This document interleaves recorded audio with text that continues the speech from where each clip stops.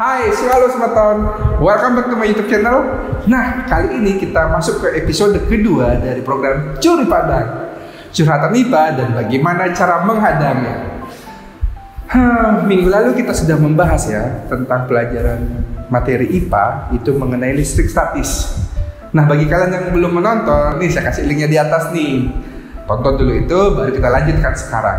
Nah, sekarang kita akan melanjutkan materinya. Namun sebelumnya kita bumper dulu.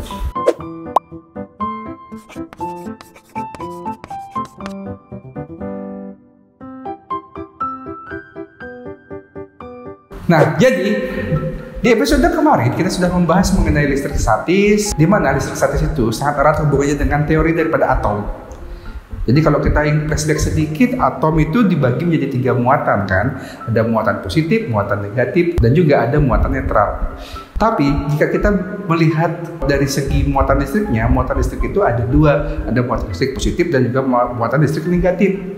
Sekarang di materi kita yang baru ini, kita akan mengetahui bagaimana sih cara kita memberi muatan dengan cara menggosok. Di mana dari awalnya benda tidak bermuatan, kita akan rubah menjadi memiliki muatan listrik. Nah, yang pertama, bisakah benda yang dari tidak bermuatan listrik kemudian berubah jadi bermuatan listrik? Gimana ya? Tentunya bisa. Kenapa sih benda yang awalnya tidak bermuatan bisa menjadi bermuatan listrik? Itu dikarenakan apa? Itu dikarenakan adanya perpindahan elektron. Ingat, hanya elektron yang bisa berpindah. Sedangkan proton dan elektron tidak bisa berpindah. Nah, di contoh yang pertama kita lihat tayangan berikut ini. Di sini saya memiliki 2 buah benda. Yang pertama yaitu penggaris dengan berbahan plastik dan yang lagi satu jaket dengan berbahan wol. Pada mulanya, penggaris plastik dan jaket dengan bahan wol ini bermuatan netral. Kenapa netral? Karena jumlah proton dan elektronnya itu sama. Kemudian kita berikan interaksi dan interaksi ini menyebabkan terjadinya perpindahan elektron. Elektron berpindah dari jaket wol menuju ke penggaris plastik, sehingga menghasilkan penggaris plastik menjadi bermuatan listrik negatif, sedangkan jaket wol berubah menjadi bermuatan listrik positif. Nah, seperti itu penjelasannya. Terus bagaimana dengan kesimpulannya? Jadi kesimpulannya, awalnya antara wol dan juga penggaris plastik itu sama-sama tidak bermuatan listrik. Tapi setelah adanya interaksi, baru kedua benda ini memiliki muatan listrik. Seperti yang kita tahu, wol menjadi muatan positif, sedangkan penggaris plastik itu menjadi muatannya negatif. Dengan kata lain, kedua benda ini sudah bermuatan listrik.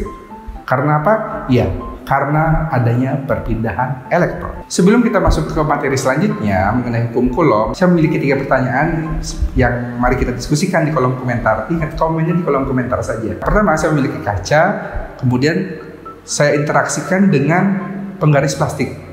Menurut kalian, perpindahan elektronnya dari mana? Dan muatan listrik masing-masing setelah ada interaksi seperti apa? Yang kedua, saya memiliki kaca dan juga ada kain sutra. Menurut kalian, perpindahan elektronnya dari mana ke mana? Dan muatan listriknya seperti apa? Yang ketiga, saya memiliki penggaris plastik dan juga ada sisir plastik. Setelah saya interaksikan, elektronnya berpindah dari mana? Silahkan kalian berikan komentarnya kalian di kolom komentar ya. Mari kita belajar bersama. Setelah tadi kita membahas mengenai bagaimana cara kita membuat dari benda yang awalnya tidak bermuatan listrik menjadi bermuatan listrik dengan cara menggosok, sekarang kita akan membahas ada satu hukum yang ada di listrik statis, yaitu hukum Coulomb. Menurut saya sih hukum Coulomb ini sangat menarik, karena kalau hukum Coulomb itu saya ibaratkan sebagai hukum cinta. Kenapa hukum cinta? Tunggu sebentar, nanti sebentar saya jelasin. Seperti yang udah saya bahas tadi, muatan listrik itu kan ada 2, ada muatan listrik positif dan juga ada muatan listrik negatif. Pertanyaannya, bagaimana sih sifat-sifat daripada muatan listrik tersebut? Kemudian, apa saja sih yang terjadi jika seumpamanya terdapat 2 buah muatan, di mana muatan itu sejenis? Jika kita dekatkan, apa yang terjadi? Kita coba nanti aja. Kemudian yang terakhir, bagaimana sih kita bisa mengetahui besarnya umpamanya muatan yang sejenis tadi jika kita saling dekatkan? Apakah semakin besar, apakah semakin kecil besar gayanya? Nah, penasaran kan? Kita lihat penjelasannya. Hukum Coulomb yang bisa kita analogikan sebagai hukum cinta. Jadi, hukum Coulomb ini memiliki 2 pernyataan jika kita sederhanakan seperti ini. Misalnya, ada seorang pria dan juga ada seorang wanita. Ada gaya tarik nggak ya antara kedua orang ini? Itu bisa saja sih, tergantung daripada apa besarnya cinta daripada kedua orang ini. Jika semakin besar cintanya, maka semakin besar juga gaya tariknya. Sedangkan jika semakin kecil cintanya, ya mungkin saja mereka akan terpisah, seperti pada kasus ini. Sehingga dari pernyataan yang pertama ini dapat disimpulkan bahwa besarnya gaya tarik-menarik atau tolak-menolak antara kedua orang ini tergantung daripada besarnya cinta masing-masing.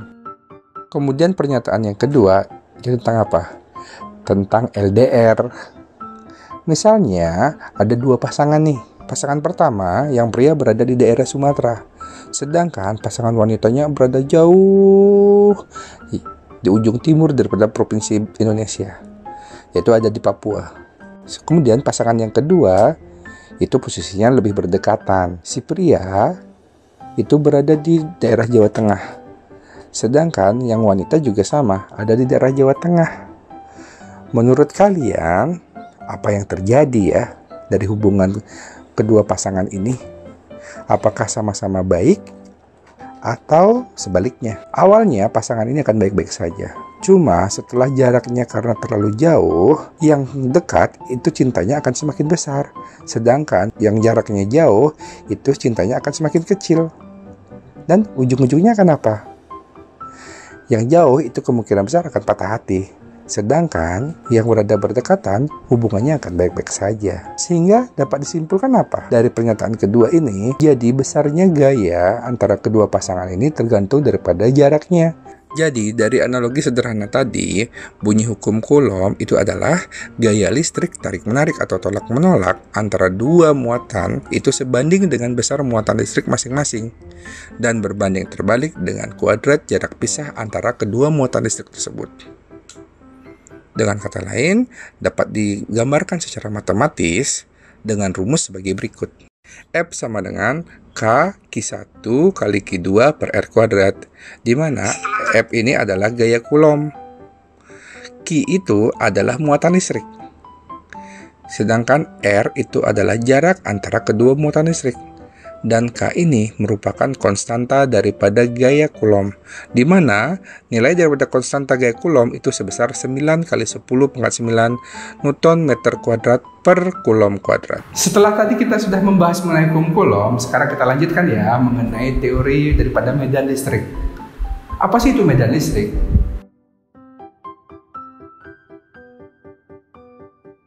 Medan listrik adalah ruang atau daerah di sekitar benda bermuatan listrik yang menyebabkan benda-benda bermuatan listrik lainnya yang ada di dalam ruang tersebut akan mengalami gaya listrik. Medan listrik memiliki arah garis medan listrik. Seperti yang kita ketahui, muatan listrik itu ada dua, yaitu positif dan negatif. Arah garis medan listrik positif itu arahnya keluar, sedangkan arah garis medan listrik negatif itu adalah masuk. Jika kita gambarkan secara sederhana seperti berikut. Nah, di sini saya memiliki 3 buah benda A, B, dan C. Pertanyaannya, di antara ketiga buah benda tersebut, yang mana mendapatkan gaya medan listrik yang terbesar secara berurutan? Kita lihat penjelasannya. Yang pertama, semakin dekat dengan muatan sumber, maka semakin besar juga kuat medan listriknya. Sedangkan semakin jauh dengan muatan sumber, semakin kecil kuat medan listriknya. Kemudian pernyataan yang kedua, semakin rapat garis medan listrik suatu muatan sumber, maka semakin kuat medan listriknya. Dan semakin renggang garis medan listriknya suatu muatan sumber, semakin lemah medan listriknya. Dari pernyataan tersebut, dapat kita simpulkan bahwa yang mendapatkan kuat medan listrik terbesar secara berurutan itu dari mana? Dari benda A, kemudian benda B, dan yang terakhir itu adalah benda C. Nah, kemudian kuat atau lemahnya medan listrik yang dihasilkan oleh suatu muatan sumber dapat dinyatakan dengan menggunakan besaran kuatan medan listrik. Jika kita tulis secara matematis, kuat medan listrik itu dapat ditentukan dengan persamaan berikut. Jadi, kuat medan listrik itu memiliki 2 rumus. Yang pertama itu adalah E sama dengan F per Q, di mana E ini adalah kuat medan listrik, F ini adalah gaya Coulomb, dan Q itu adalah muatan uji. Sedangkan rumus yang kedua bagaimana? Rumus yang kedua itu merupakan turunan daripada rumus yang pertama, di mana nilai F itu diturunkan dari rumus hukum Coulomb. Di mana rumus hukum Coulomb itu adalah F sama dengan K Q1 Q2 per R kuadrat. Dan jika kita sederhanakan, Q di masing-masing, yang di atas dan juga yang di bawah, itu bisa kita coret. Sehingga rumus daripada kuat medan listrik yang kedua itu adalah E sama dengan K kali Q per R kuadrat. E ini adalah kuat medan listrik, sedangkan K itu adalah tetapan atau konstanta gaya Coulomb. Q besar itu adalah besar muatan sumber, sedangkan F itu adalah gaya Coulomb, dan Q kecil itu adalah muatan uji, sedangkan R itu adalah jarak titik tempat muatan uji ke muatan sumber. Nah, itu semua penjelasan dari lumayan banyak materi ya yang saya sajikan tadi, tapi semoga bisa membantu kalian. Dan jika masih ada pertanyaan, silahkan kalian tulis di kolom komentar, mari kita diskusikan bersama-sama. Sekian dulu video saya kali ini. Pokoknya tetap semangat belajar walaupun kita lagi berada di rumah karena situasi pandemi seperti ini, dan tetap jaga kesehatan. Semoga kita semua tetap berada di bawah lindungan Tuhan. Ingat, like, comment, and subscribe. See ya!